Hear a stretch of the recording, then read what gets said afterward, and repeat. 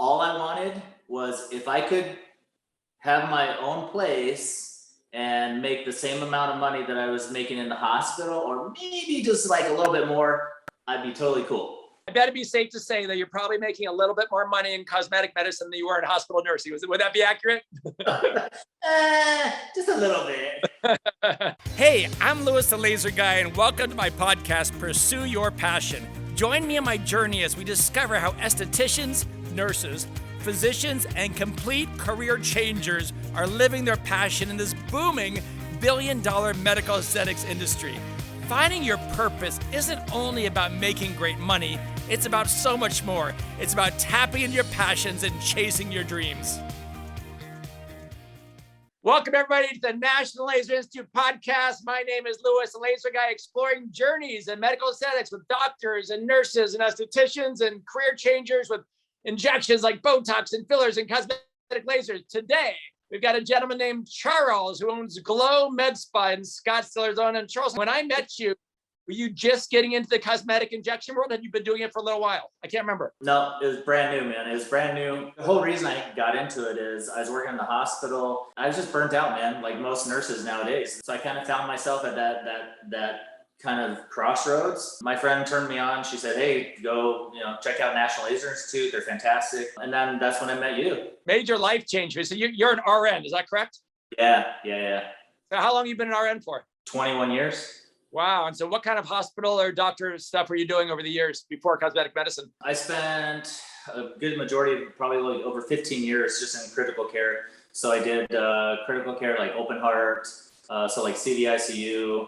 But I spent most of my time like general ICU, transplant, trauma. Trauma was the last place that I was. So when you took the course at National Laser, did you learn injections with us? You did technology? I can't remember what you took. Just injections, okay. But I did the basic and then the advanced as well. Okay. And was your plan at that moment in time just to get in the industry, get a job and see how it goes? Or was your plan from day one, I'm going to be an entrepreneur and have my own business one day? All I wanted was if I could have my own place and make the same amount of money that I was making in the hospital, or maybe just like a little bit more, I'd be totally cool. I bet it'd be safe to say that you're probably making a little bit more money in cosmetic medicine than you were in hospital nursing. Would that be accurate? Just a little bit. Do you remember the very first patient you ever injected after you took the course? Were you shaking and you even tell Dude, them? my hand was like, oh, okay, hold still. A friend or family member? Do you even remember? It was some friends back from like high school. And so the funny thing is, so they knew that I just graduated from learning how to do injections. And so I think they knew they could take advantage of me and get really cheap Botox. So you always were the entrepreneur then in this venture. You never worked for somebody else even for a few months. No, never, man, never. A lot of it is just, having the passion, the drive, getting out there, hitting the streets, man. I mean, I literally started in a room that was like 10 by 10, right? Right. And I would have people in the morning and I have some in the afternoon. I'd leave, I'd go to the gym. But in between that though too, I also had like flyers, and I would not let a minute go by. Like I would not waste 1 minute of the day. If I had downtime, I'd like take a bag full of flyers and I'd go and shove them on cars and all this stuff. I mean, talk about like, it's total like guerrilla marketing, but man, I was like, hey, you know what? I can either sit on my ass for 2 hours or I can be out there and like hustle, man. And yeah. How long do you think it took you from the day you opened your doors till you were busy to like, wow, my books are filled up for the next 2 weeks or 4 weeks? Did that take like a year or 3 years? Or how long did it take for you actually said, wow, I'm always busy, I'm gonna be honest, man. The first year, it was a little rough because I was starting my business and then I was still working in the hospital. So I was like exhausted. But it took me probably a good like year and a half to kind of start to build up my clientele. Let's say you had to walk away from every single procedure that you do and you could only do two things. What two things would you do? There are two things that I absolutely love. Lips. The other thing is too, and you know how you say, carve out that thing and make it yours. Tear troughs. Dude, I've literally made, that's my thing. I mean, I do tear troughs. I do tear troughs all day long. Very cool. Yeah. So for nurses out there that are in your world, for other RNs, male or female, that are checking out this crazy world of medical aesthetics? Maybe they're in Alaska or Hawaii or Arizona. How would you suggest that they baby step into it so they don't, take this huge risk? And oh my God, if it takes too long to make money, I'm screwed. I mean, would you suggest to kind of keep a couple of shifts at the hospital and work 1 or 2 days a week injection? Or how would you guide them? Well, that's exactly what I did. So when I started my business, I was working night shift at the hospital. So what I would do is I'd open up a little section in the morning and a little section in the afternoon. So what I would do, I'd work all night, and then I'd come into my office at like 7:30 in the morning. I'd see maybe like 3 or 4 people. I'd go home, I'd sleep for 4 hours, and I'd get back up, and I'd come and see 3 or 4 more people, and then I'd go back to the hospital and work all night again.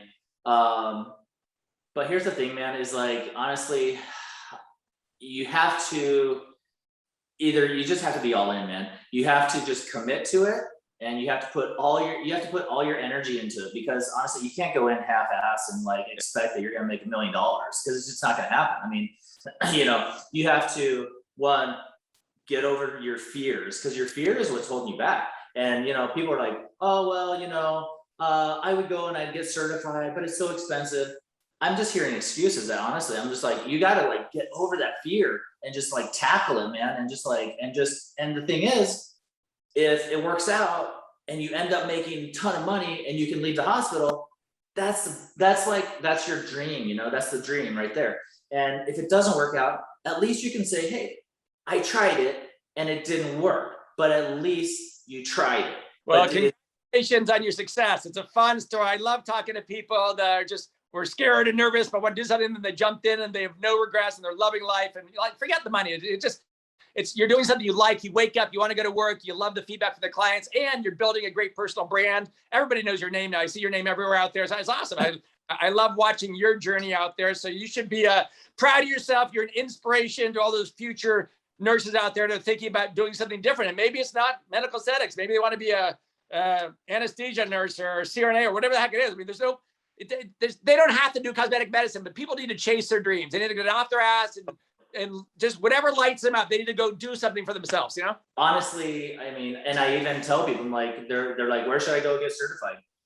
I go to National Laser Institute. I go, honestly, there's a lot of places in town that they do this like certification, but I always tell them, like, they do the most comprehensive certification, whether it be injections or lasers or whatever, because honestly, you literally dialed it in so well that I don't see anybody that does it as well as you do, honestly. Appreciate that. Thank you. Well, sir, if anybody wants to check you out, what cross streets are you on in Scottsdale? Scottsdale and Shea. Scottsdale and Shea, Glow Medspa. Charles, what's your last name? Small. All righty. So people can just Google you and find you online, right? Yeah, but no stalking though. No stalking. And on Instagram, people want to follow you on Instagram. What's your Instagram title? It's at glow_medspa. Beautiful. All right, sir. Well, nice catching up. Glad to see that you're having fun, and let's do this again one day in the future. Absolutely, man. Thanks so much. All right, have a good night. Bye. Thank you for listening to the Pursue Your Passion podcast. Are you interested in learning more about the medical aesthetics industry? Well, feel free to visit us online at nationallaserinstitute.com or connect with us on Facebook or Instagram. I'm Louis the Laser Guy, and we'll see you next week.